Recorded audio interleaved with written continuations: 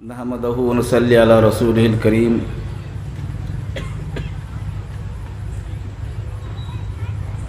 क़ाल नबी सल्लल्लाहु अलैहि वसल्लम खैरुकुम मन तअल्लमल कुरान व अल्लमह। जनाब सदर व मुअज़्ज़ज़ उलमा इकराम, मुफ्तियान निज़ाम, दीनी भाइयों, बुज़ुर्गों और दोस्तों,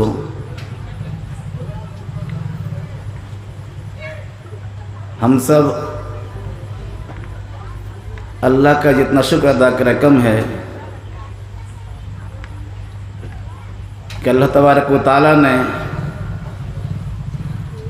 हम सबों को ऐसे मजलिस में आने की तौफ़ीक़ अता फ़रमाई जो खालिस नूरानी महफ़िल है, मजलिस है। और ये तौफ़ीक़ भी अल्लाह की एक नेमत है जो हर कस और नाकस को नहीं हासिल होती। जो आदमी इरादा करता है, कोशिश करता है, फिर अल्लाह तबारक व तआला से अता फ़रमाते हैं। बुज़ुर्गों और दोस्तों, मगरिब की नमाज के बाद से लेकर अब तक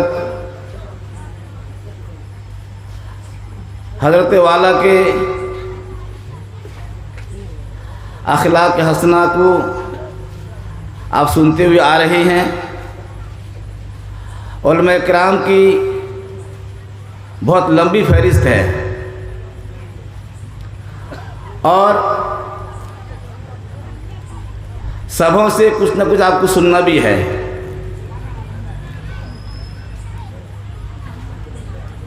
बुजुर्गों, दोस्तों, अल्लाह तबारक व तआला का जितना हम शुक्र अदा करें कम है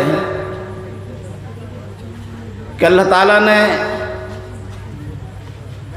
हमारे अतराफ़ के लिए ऐसी हस्ती कबूल फरमाया था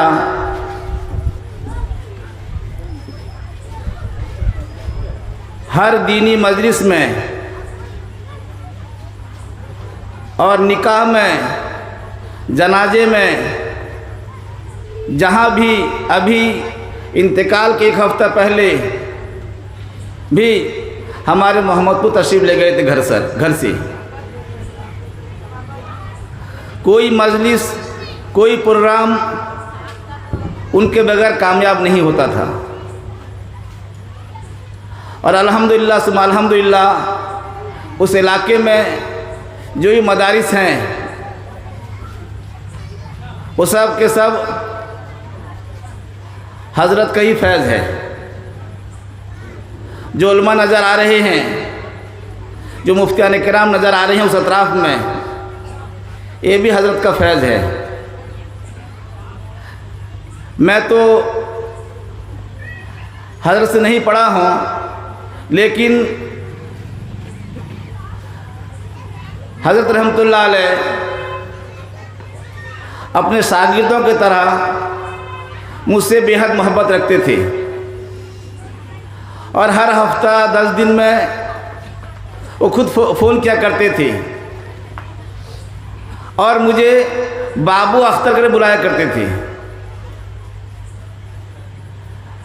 इसी तरह से हज़रत के और शागिर्द जो हैं वो भी कहते हैं कि हज़रत जो तुम्हें तो चाहती हैं और इतने प्यार से बुलाते हैं, हमें भी तुम्हें बाबू अख्तर कर बुलाएंगे।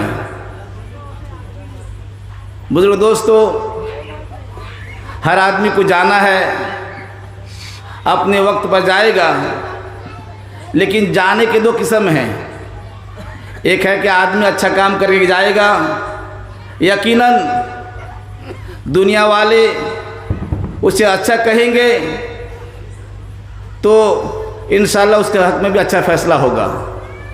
और अगर आदमी दुनिया में रहकर किसी को परेशान करेगा, सताएगा, तकलीफ़ देकर जाएगा तो दुनिया वाले कहेंगे चला गया, अच्छा हुआ, उसका फ़ैसला भी जो है उसका ऐसे ही होगा।